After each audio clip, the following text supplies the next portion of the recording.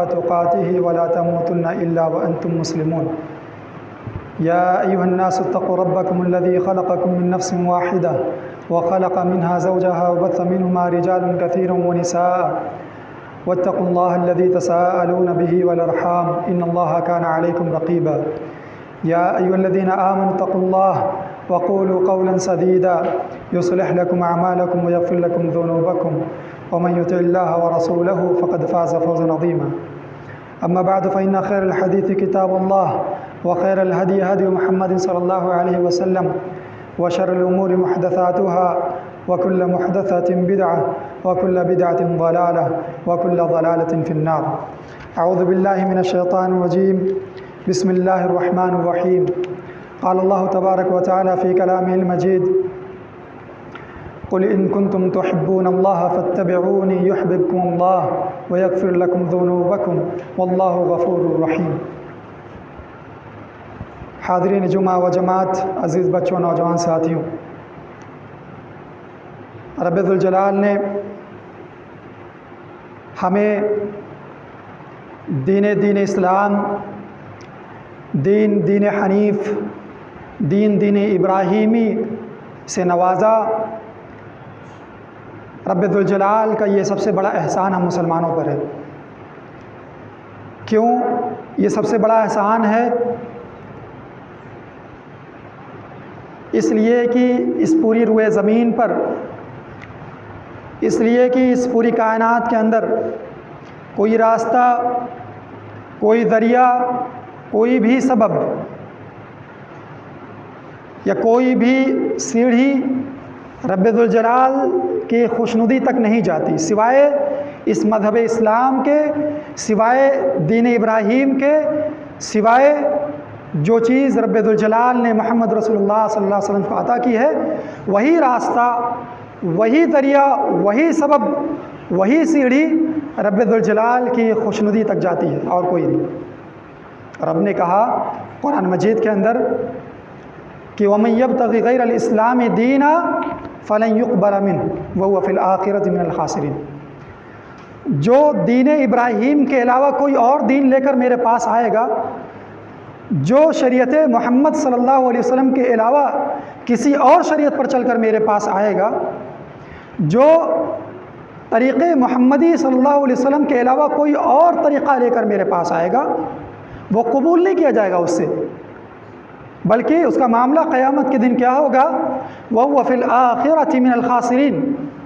دنیا میں تو وہ اپنے آپ کو بڑا دیندار سمجھ رہا ہوگا، دنیا میں وہ تو اپنے آپ کو بڑا اسلام والا سمجھ رہا ہوگا، دنیا میں تو وہ اپنے آپ کو اور بہت سارے لوگ اس کو باور کرا رہے ہوں گے کہ تم ہی سچے ہو اور تم ہی پکے ہو اور تم ہی سب سے زیادہ رب سے محبت کرنے والے ہو، سب سے زیادہ رسول سے محبت کرنے والے ہو.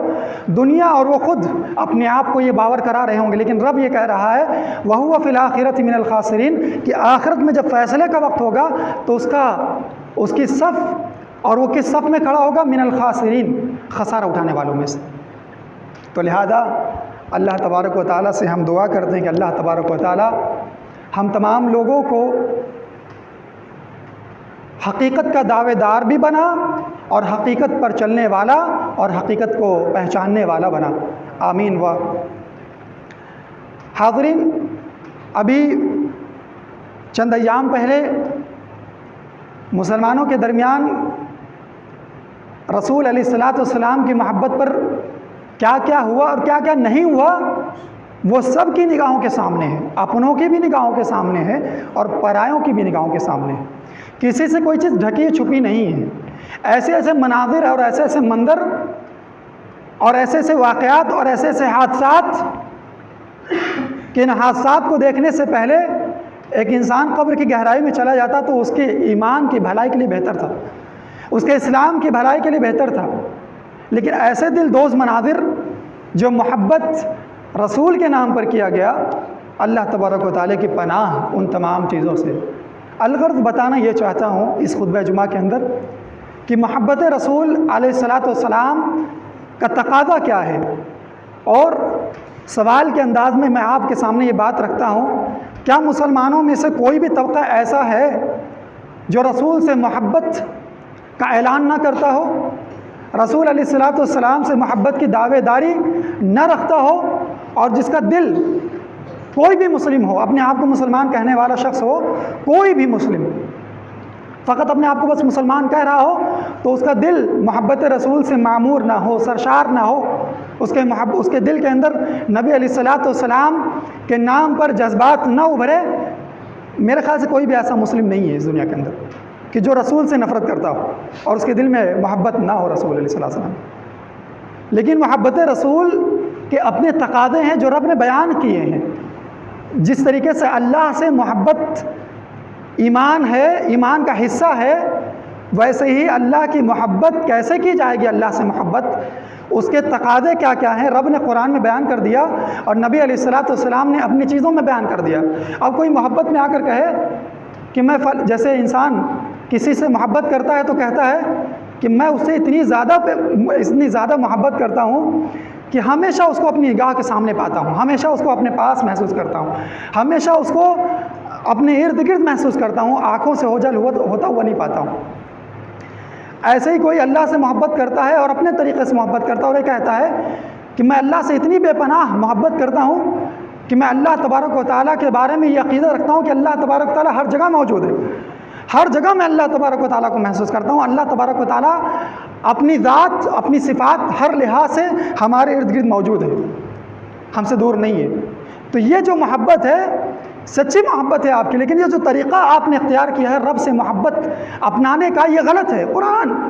कुरान मजीद और नबी अलैहिस्सलाम के फ़रामीन इस मोहब्बत के तरीक़े का इनकार करता है, और तरीक़े का इनकार करता ही नहीं बल्कि तरीक़ा के इनकार करने के बाद मोहब्बत रब का भी इनकार करता है। कैसे? अल्लाह कह रहा है कुरान के अंदर कि अर्रहमान अलल अर्श इस्तवा, कि रहमान अपने अर्श पर है। आसमानों ज़मीनों को बनाने के बाद सुम्मा इस्तवा अलल अर्श, रब कहाँ गया? रब अपनी ज़ात और अपनी अज़मत और अपनी तमाम चीज़ों के साथ कहाँ पर है? अर्श पर है। और अर्श कहाँ है? 7वें आसमान के ऊपर है।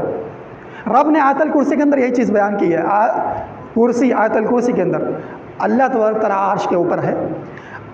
अब एक शख्स मोहब्बत में आकर ये कहता है और ये अक़ीदा रखने लग जाता है नहीं अल्लाह तबारक तआला हर जगह है, तो ये सच्ची मोहब्बत नहीं है। क्यों?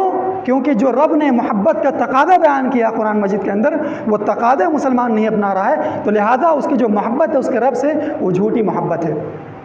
अब इस तरीके से जो अक़ीदा रखे कि अल्लाह तबारक तआला हर जगह मौजूद है, जिस तरीके से लोगों के झूठे माबूद हर जगह मौजूद होते हैं, जहाँ चाहते हैं सजदा कर लेते हैं, जहाँ चाहते हैं हाथों को फैला लेते हैं, वैसे रब को मानता है, तो ये गोया कि ना मानने के बराबर है। यह शिर्क और कुफ्र की चीज़ों में से है।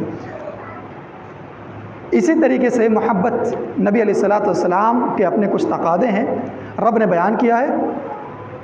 दावेदारी तो सबके दिलों के अंदर है, मोहब्बत भी सबके दिलों के अंदर है, लेकिन उस मोहब्बत का जो तकाज़ा है अगर उसको ना अपनाया जाए, वो तरीक़ा जो मोहब्बत का नबी अलैहिस्सलाम ने दिया है अपनी मोहब्बत के साथ, अगर उसको कोई नहीं अपनाता है तो अपनी मोहब्बत में झूठा है, वो सच्चा नहीं है। अल्लाह तबारक व तआला ने कहा कि अगर तुम हकीकत में और सही मानों में रब से मोहब्बत करते हो और चाहते हो कि रब तुमसे मोहब्बत करे, तो ए नबी अलैहिस्सलाम आप उम्मत को बतला दीजिए कि इन कुंतुम तुहिब्बून अल्लाह फत्तबिऊनी युहिब्बुकुमुल्लाह। अगर तुम हकीकत में अल्लाह से मोहब्बत करते हो, हकीकत में अल्लाह से मोहब्बत करते हो, अल्लाह के दीन से मोहब्बत करते हो, अल्लाह की किताब से मोहब्बत है तुम्हें, कुरान से और इस्लाम से मोहब्बत है, तो फिर मेरी इत्तिबा करो, मेरे पीछे चलो। जो जो मैं करके दिखा रहा हूँ तुम लोगों को, और जिन जिन चीज़ों का हुक्म दे रहा हूँ मैं तुम लोगों को, और जिन जिन चीज़ों से मना कर रहा हूँ तुम लोगों को, हू बहू वैसे अपना लो। युहिब्बुकुमुल्लाह, अल्लाह तुमसे मोहब्बत करने लगेगा। अल्लाह की मोहब्बत कब मिलेगी? रसूल अलैहिस्सलाम की इताअत से, रसूल अलैहिस्सलाम की फरमाबरदारी से, रसूल ने जिस बात का हुक्म दिया उसको करने से, और रसूल अलैहिस्सलाम ने जिस बात से रोका है उससे रुक जाने से हमें रब की मोहब्बत मिलेगी और नबी अलैहिस्सलाम की मोहब्बत मिलेगी। अब हमारा मामला क्या है? हमारा किरदार क्या है? हम नबी अलैहिस्सलाम की मोहब्बत में नबी अलैहिस्सलाम की मोहब्बत का नज़ारा पेश करते हैं, मंजर पेश करते हैं नबी अलैहिस्सलाम की नफरमानी करके। नबी अलैहिस्सलाम ने जिन चीज़ों से मना किया है उन चीज़ों को अपना कर रब के भेजे हुए रसूल की मोहब्बत का इजहार करते हैं। कैसे? جب نبی علیہ الصلوۃ والسلام کے جو لوگوں نے خیال کیا پیدائش کا دن آتا ہے تو لوگ نبی علیہ الصلوۃ والسلام کی محبت کا اظہار کس طریقے سے کرتے ہیں؟ اسٹیج سجاتے ہیں، اسٹیج لگاتے ہیں، پیچھے ایک بڑا سا بینر لگا ہوا ہوتا ہے جشن عید میلاد النبی علیہ الصلوۃ والسلام کا، اور پھر رات جب ہوتی ہے اور عصر کے بعد کا وقت ہوتا ہے تو لوگ جلوس اور ریلیاں نکالتے ہیں، جلوس اور ریلیاں نکالتے ہیں۔ دین کے اندر نبی علیہ الصلوۃ والسلام نے جلوس اور ریلیوں کے نکالنے کے متعلق یہ بات بیان فرمائی تھی۔ کیا بات بیان فرمائی تھی؟ اماطۃ الاذی عن طریق، راستے سے تکلیف دہ چیز کو ہٹانا اور ہٹا دینا یہ ایمان ہے۔ راستے میں کوئی چیز تکلیف والی ہو جو لوگوں کو تکلیف پہنچائے اس کو راستے سے ہٹا دو، یہ تمہاری نیکی کا ذریعہ ہے، یہ تمہیں تمہارے رب کو خوش کرنے کا ذریعہ ہے۔ اور آج ہم جلوس اور ریلی نکالتے ہیں نبی علیہ الصلوۃ والسلام کی محبت کے نام پر، لوگوں کو تکلیف دینے کا طریقہ اپنا کر، راستہ جام کر کے، چکا جام کر کے، گاڑی والوں کو پریشان کر کے، جو مریض ہیں، جو بیمار ہیں، کسی کے پاس ولادت کا مسئلہ ہے، کوئی گاڑیوں سے لے جا رہا ہے اپنی بیوی کو یا اپنی ماں کو یا کسی کو ہاسپٹل کے اندر، کوئی اپنے باپ کو لے کے جا رہا ہے، لیکن ان ریلیوں کی وجہ سے، ان جلوس کی وجہ سے کتنی ولادت غریب مائیں وہ جو ہے وفات پا جاتی ہیں، کتنے ہاسپٹل نہ پہنچنے کی وجہ سے شہروں کے اندر جو ہے دیہاتوں کے اندر روڈ بند ہو جانے کی وجہ سے وہ ہلاک ہو جاتے ہیں، ان کی جان نکل جاتی ہے۔ ان ساری چیزوں کی یہ جو سب سے بڑی تکلیف ہے، اور جو ایک گھر بے سہارا ہو گیا ہے، جو بڑے بچے جو بہت سارے بچے اور بچیاں یتیم ہو گئے صرف اس جلوس کی وجہ سے، صرف اس ریلیوں کی وجہ سے، یہ اسلام کی نشانی نہیں تھی، بلکہ اسلام نے ان تمام چیزوں سے روکا ہے جو دوسروں کی تکلیف کا ذریعہ بنے۔ اماطۃ الاذی عن طریق، آپ راستے سے ایک پتھر ہٹائیں، یہ آپ کے دین کا حصہ ہے، تو کیسے یہ ہمارے دین کا حصہ ہو سکتا تھا جو کئیوں کی جان لے لے، کئیوں کو یتیم کر دے؟ یہ کیسے ہمارے دین کا حصہ ہو سکتا ہے؟ اور کیسے نبی علیہ الصلوۃ والسلام کے محبت کے اظہار کا صحیح طریقہ ہو سکتا ہے؟ پھر ایسا بھی ہوتا ہے ان جلوس، ان ریلیوں میں نبی علیہ الصلوۃ والسلام کی محبت کے نام پر جو نکالا جاتا ہے کہ جو ہے جلوس نکالا جاتا ہے، ڈنڈے میں جھنڈا باندھ کر اوپر کچھ اور لگا ہوتا ہے، لائٹ جو ہے ننگے تاروں میں جب وہ لاٹھیاں، وہ ڈنڈے، وہ جھنڈے والے جو ہے علم جب چھوتے ہیں اس کے اندر، اسے بجلیوں کے تار جب ٹکراتے ہیں تو کئی نوجوان ہلاک ہو جاتے ہیں۔ وہ مائیں جو اس آسرے میں بیٹھی رہتی ہیں، وہ باپ جو اس آسرے میں، وہ معذور، وہ اپاہج، وہ آنکھوں سے نابینا شخص جو باپ اس آسرے میں بیٹھا رہتا ہے کہ میرا جوان بچہ بڑا ہوگا، میرا سہارا بنے گا، اپنی بہنوں کی شادیاں کرائے گا، اپنے گھر کا ہمارا پیٹ پالے گا، بڑھاپے میں ہمارا سہارا ہوگا، جب وہ ان علموں کے ذریعے، ان جھنڈوں کے ذریعے اور غلط طریقے اظہار محبت اپناتے ہیں تو پھر اپنی جان کھو بیٹھتے ہیں۔ اور ہر سال یہ ایسے واقعات کم و بیش ہر شہر میں اور ہر علاقے میں ایسے واقعات پائے جاتے ہیں کہ ان جلوسوں کے اندر، ان ریلیوں کے اندر جان چلی جاتی ہے۔ اگر یہ جو ہے معاملہ صحیح اظہار محبت کا ہوتا، صحیح طریقے اظہار محبت کا ہوتا تو پھر منع نہ کیا جاتا، بلکہ نبی علیہ الصلوۃ والسلام کے حکموں کی مخالفت کرتے ہوئے طریقہ اپنانا یہ نبی علیہ الصلوۃ والسلام کی رسالت کی توہین ہے۔ نبی علیہ الصلوۃ والسلام سے سچی محبت نہیں ہے، بلکہ نبی علیہ الصلوۃ والسلام سے سچی محبت کیا تھی کہ راستے میں اگر کوئی تکلیف دہ چیز ہے ان چیزوں کو ہٹانا، ان چیزوں سے لوگوں کو دور کرنا۔ معاملہ کیا ہوتا ہے؟ یغفر لکم ذنوبکم، اللہ تبارک تعالیٰ اتنا ہی نہیں کرتا کہ تمہیں اپنی محبت سے نوازتا، بلکہ وہ تمہارے گناہوں کو بھی معاف کر دیتا۔ اس کے بعد عصر کی نماز چھوڑی جاتی ہے، مغرب کی نماز چھوڑی جاتی ہے اسی جلوس کے اندر، پھر ڈھول بجائے جاتے ہیں، طبلے بجائے جاتے ہیں۔ نبی علیہ الصلوۃ والسلام نے ڈھول اور طبلوں کے بارے میں کیا کہا؟ نبی علیہ الصلوۃ والسلام نے بیان فرمایا کہ اللہ تبارک و تعالیٰ نے یہ ساری چیزیں مجھ پر حرام کی ہیں، اے امت محمد تم پر بھی رب ذوالجلال نے حرام کی ہیں۔ یہ سارا کا سارا طریقہ یہود کا ہے، یہ سارا کا سارا طریقہ نصارہ کا ہے، یہ سارا کا سارا ہتھیار شیاطین کا ہے، ابلیس کا ہے، جو تم محبت رسول علیہ الصلوۃ والسلام کے اظہار کے وقت اپناتے ہو۔ ڈھول بجانا، تاشے بجانا اور طبلے بجانا اور لوگوں کو ان آوازوں سے تکلیف دینا، یہ سارے کے سارے منظر جو تم پیش کرتے ہو یہ نبی علیہ الصلوۃ والسلام کی نافرمانی کا منظر ہے، یہ نبی علیہ الصلوۃ والسلام کی توہین کا منظر ہے۔ اور کیوں کر توہین نہ ہوتی، کیوں کر توہین نہ ہوتی؟ اور آگے بات بڑھتی ہے، عشاء کا وقت ہوتا ہے، عشاء کی نماز چھوٹتی ہے، نبی علیہ الصلوۃ والسلام کی کسی غزوے کے موقع پر عصر کی نماز چھوٹ جاتی ہے، ایک وقت کی اور نماز چھوٹ جاتی ہے، نبی علیہ الصلوۃ والسلام بد دعا کرتے ہیں۔ نبی علیہ الصلوۃ والسلام کو جب طائف والوں نے لہو لہان کیا، سر کے اوپر سے جو ہے خون ٹپکنا شروع ہوا، ہاتھوں سے خون ٹپکنا شروع ہوا، نبی علیہ الصلوۃ والسلام کا پیر نعل مبارک کے اندر خون رس گیا، جم گیا۔ اللہ تبارک و تعالیٰ نے پہاڑوں کے فرشتوں کو بھیج دیا کہ جا کر کہو، وہ فرشتے آتے ہیں نبی علیہ الصلوۃ والسلام کا، نبی علیہ الصلوۃ والسلام کو کہتے ہیں کہ نبی علیہ الصلوۃ والسلام، اے رب ذوالجلال کے چہیتے پیغمبر، آپ ہمیں اجازت دیجئے یہ طائف والوں کو، یہ طائف میں رہنے والوں کو، اوباشوں کو، بدماشوں کو ہم ان دونوں پہاڑیوں کو بیچ میں رکھ کر پیس دیں، آپ اجازت دیجئے، آپ بس اتنا کہہ دیجئے۔ نبی علیہ الصلوۃ والسلام بد دعا نہیں دیتے ہیں، خون ٹپکتا ہے جس کی وجہ سے جو ہے وہاں سے دھتکار دیے جاتے ہیں، وہاں سے دور کر دیا جاتا ہے، اپنے علاقے سے، اپنے محلے سے اوباشوں کو پیچھے لگا کر ان کو جو ہے اپنے محلے سے دور کر دیا جاتا ہے۔ نبی علیہ الصلوۃ والسلام ان تکلیفوں کو ایک کنارے رکھ کر، ان خون ٹپکے ہوئے خون کو ایک کنارے رکھ کر فرشتوں کو منع کر دیتے ہیں اور کہتے ہیں کہ اللہ تبارک و تعالیٰ ہو سکتا ہے ان کی نسلوں میں اسلام لا دے، ہو سکتا ہے اللہ تبارک و تعالیٰ سے دعا بھی کرتے ہیں کہ اللہ تبارک و تعالیٰ اس میری قوم کو ہدایت دے دے۔ یہ لوگ جانتے نہیں ہیں، یہ لوگ جانتے نہیں کہ کس کے اوپر پتھر چلایا ہے، یہ لوگ جانتے نہیں کہ کس کا خون بہایا ہے، یہ لوگ جانتے نہیں کہ کس کو دھتکارا ہے۔ اللہ تبارک و تعالیٰ اہد قومی، میری قوم کو ہدایت دے دے فإنہم لا یعلمون۔ جو اس موقع پر بد دعا نہیں دیتے ہیں، وہ ایک نماز چھوٹ جانے پر، جن کی وجہ سے نماز چھوٹتی ہے نبی علیہ الصلوۃ والسلام کی، ان کو بد دعا دیتے ہیں اور کہتے ہیں کہ ان کا بیڑا غرق ہو، یہ تباہ و برباد ہو، ان لوگوں نے مجھے نماز سے غافل کر دیا، میری نماز ان لوگوں نے بھلا دی۔ اور آج نبی علیہ الصلوۃ والسلام کی محبت کے نام پر جلوس نکالے جاتے ہیں، بڑے بڑے رہنما سامنے ہوتے ہیں، بڑے بڑے لیڈر سامنے ہوتے ہیں، داڑھی والے بھی ہوتے ہیں، کرتا پیجامہ والے بھی ہوتے ہیں، اور ڈنکے کی چوٹ پر عصر کی نماز چھڑائی جاتی ہے، ڈنکے کی چوٹ پر مغرب کی نمازیں چھڑائی جاتی ہیں، ڈنکے کی چوٹ پر مغرب اور عشاء کی نمازیں چھڑائی جاتی ہیں، اور حکم نہیں دیا جاتا ہے کہ جلوس بند کرو، نماز کا وقت ہو گیا، جا کر نماز کرو، نماز قائم کرو، نماز پڑھو۔ نبی علیہ الصلوۃ والسلام کی کتنی بد دعاؤں کے مستحق ہو رہے ہیں یہ لوگ۔ نبی علیہ الصلوۃ والسلام کی محبت کا اظہار جس طریقے سے یہ کیا جا رہا ہے، یہ سارا کا سارا نبی علیہ الصلوۃ والسلام کی توہین ہے، محبت نہیں ہے، عزت نہیں ہے، احترام نہیں ہے۔ پھر اس کے بعد مسئلہ آگے اور بڑھاتے ہیں، کیا کیا ہوتا ہے اور کیا کیا ہوا۔ عشاء کی نماز بھی چھوٹی، ساری نماز چھوٹی، اسٹیج لگا ہوا ہے صبح سے، بیچارے لڑکے نوجوان دین کے نام پر، محبت رسول کے نام پر ہفتوں محنت کر رہے ہیں، چندہ بٹور رہے ہیں، سب کچھ ہو رہا ہے۔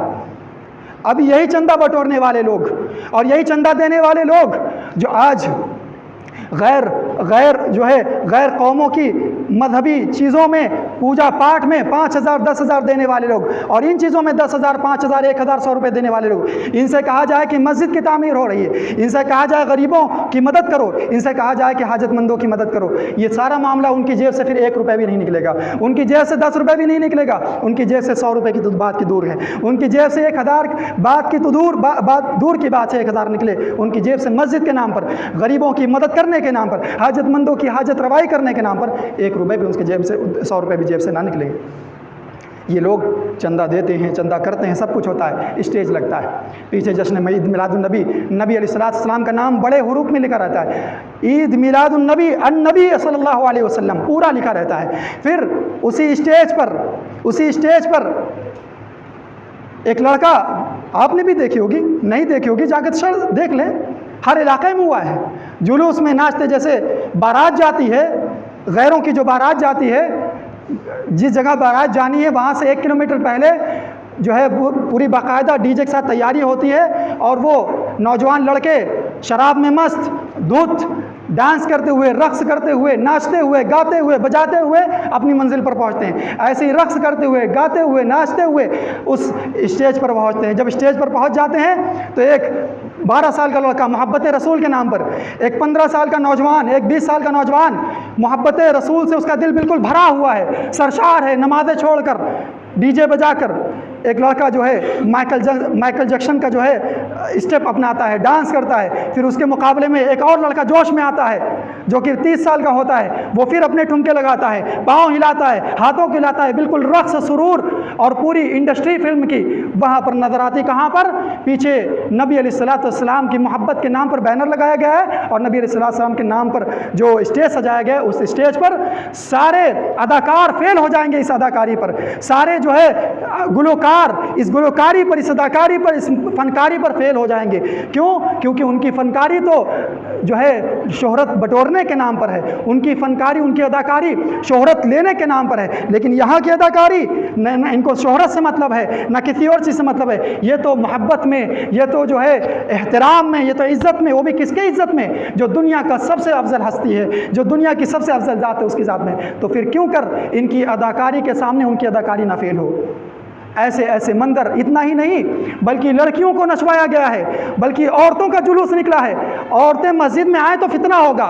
اسی مسجد کے ارد گرد میں نے باتیں سنی ہیں، انہی علماء اور ملاؤں کے نام پر میں نے یہ باتیں سنی ہیں. وہ کہتے ہیں کہ عبادت کرنے کے لیے خواتین مسجد میں آئیں گے تو فتنہ ہوگا، لیکن انہی کے خاص مناسبتوں پر، خاص موقعوں پر عورتوں کا جنازہ میں نے نکلتے ہوئے دیکھا ہے. وہ جلوس نہیں ہے خواتین کا، وہ جلوس نہیں ہے مستورات کا، وہ جنازہ ہے جو اسلام کا وہ نکال رہے ہیں. وہ علماء، وہ رہنما، وہ سارے لوگ.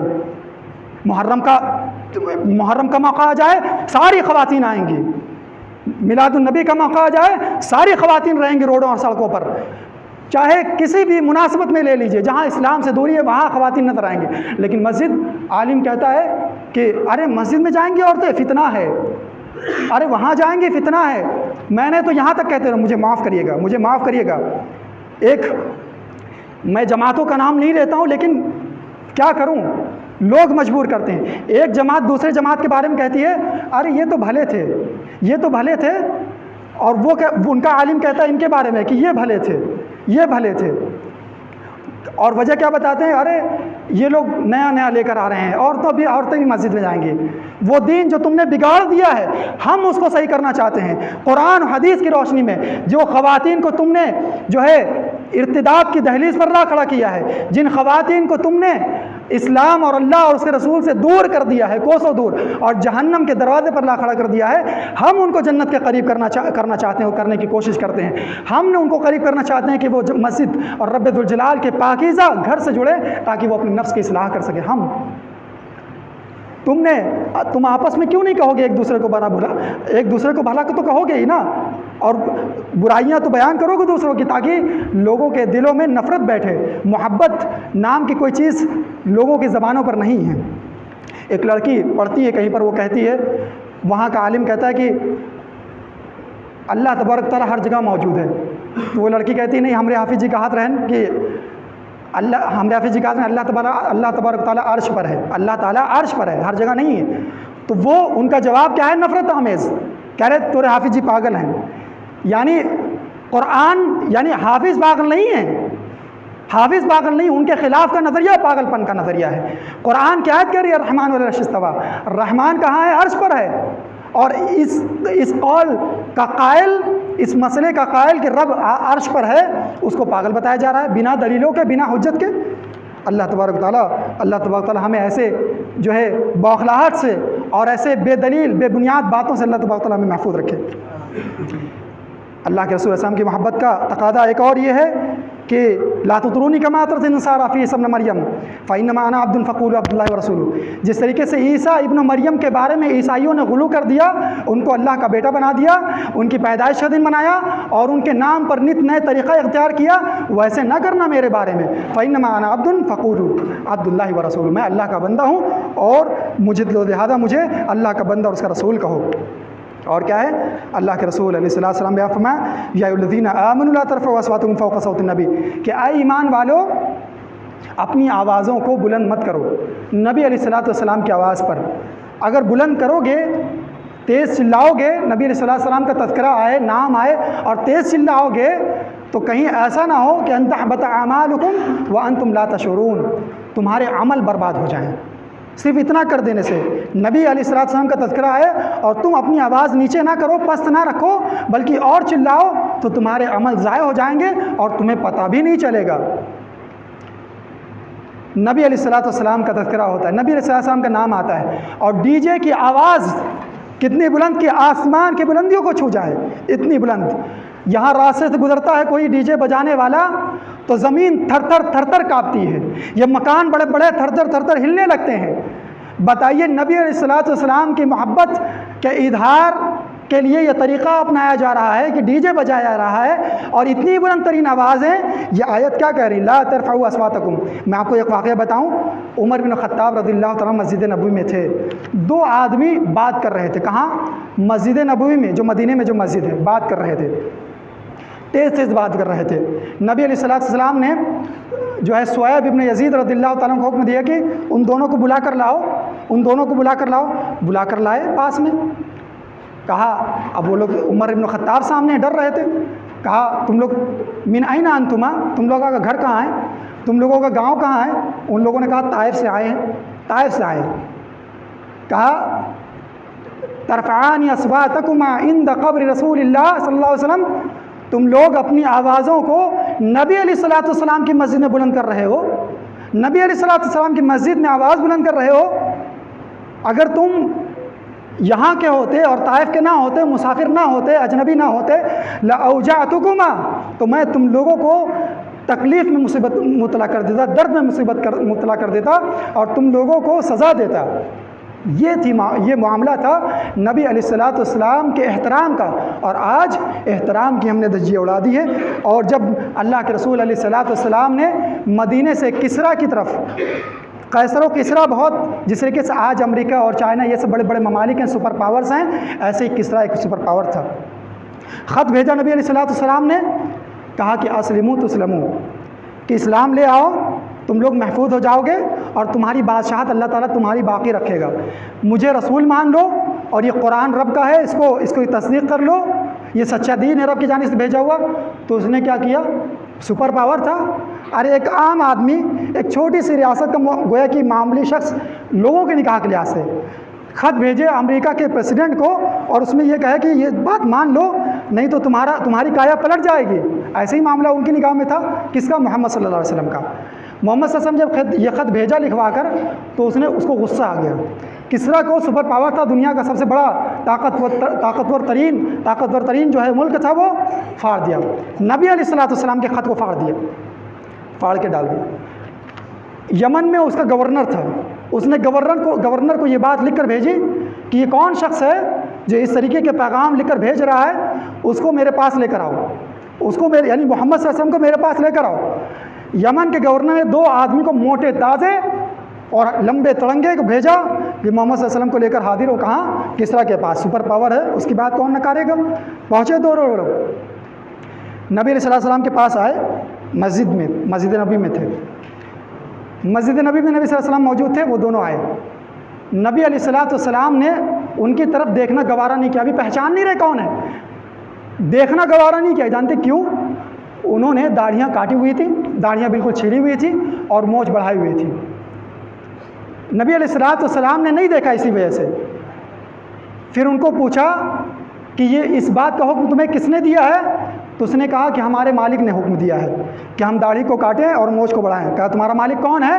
کہا میرا مالک کسرا ہے، ہمارا مالک کسرا ہے. کہا ان ربی، میرا رب وہ ہے جو حکم دیتا ہے کہ مونچھوں کو کاٹا جائے، تراشا جائے، اور داڑھیوں کو بڑھایا جائے.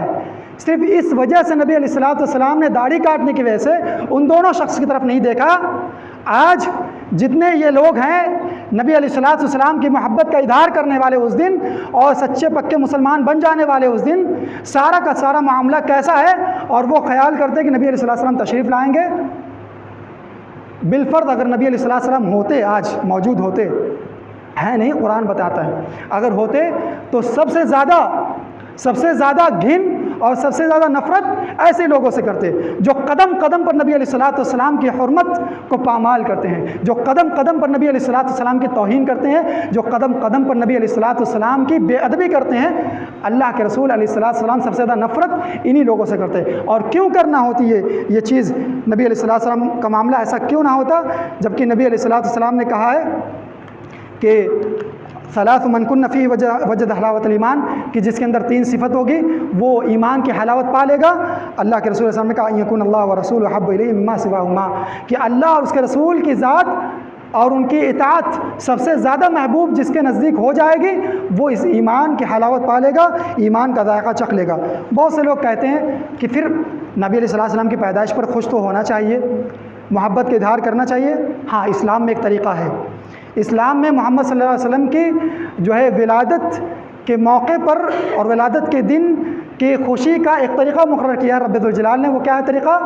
کہ آپ اور ہم سوموار کے دن روزہ رکھیں، جو کہ ہر ہفتے آتا ہے، سال بھر میں ایک بار نہیں آتا ہے، 12 ربیع الاول ایک بار نہیں آتا ہے، بلکہ یوم الاثنین نبی علیہ السلام، امام مسلم کی روایت ہے، نبی علیہ السلام نے کہا کہ سوموار کے دن میں روزہ رکھتا ہوں اس لیے کہ اس میں میری پیدائش ہوئی ہے اور اس میں مجھ پر نازل کیا گیا آسمان سے قرآن، اسی دن مجھ پر اترا ہے، اسی لیے میں ہر سوموار کو روزہ رکھتا ہوں۔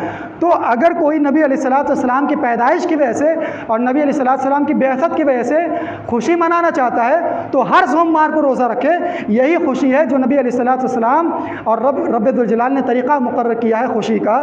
لہذا اللہ تبارک تعالیٰ سے دعا ہے کہ اللہ تبارک و تعالیٰ نے جو طریقہ نبی علیہ السلام کی پیدائش کے مناسبت سے اور نبی علیہ السلام کی بعثت کی مناسبت سے ہمیں دیا ہے، مقرر کیا ہمارے لیے، اللہ تبارک و تعالیٰ ہمیں اس پر عمل کرنے کی توفیق عطا فرما۔ آمین وآخر دعوانا الحمدللہ رب العالمین۔ بارک اللہ لنا ولکم فی القرآن العظیم ونفعنا وإیاکم بالآیات والذکر الحکیم، انہ تعالی جواد کریم ملک بر رؤوف رحیم۔